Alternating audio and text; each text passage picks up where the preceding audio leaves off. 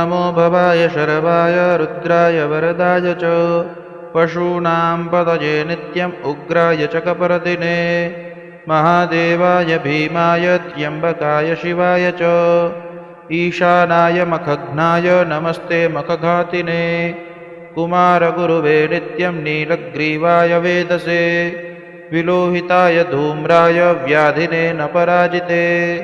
नित्यं नीलशिखण्डाय शूलिने दिव्यचक्षुषे हन्त्रे गोप्त्रे त्रिनेत्राय व्याधाय च सुरेतसे अचिन्त्यायाम्बिका भर्त्रे सर्वदेवस्तुताय च वृषभध्वजाय मुण्डाय जटिने ब्रह्मचारिणे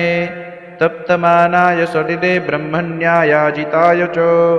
विश्वात्मने विश्वसृजे विश्वमावृत्य तिष्ठते नमो नमस्ते सत्याय भूतानां प्रभवे नमः पंचवक्त्र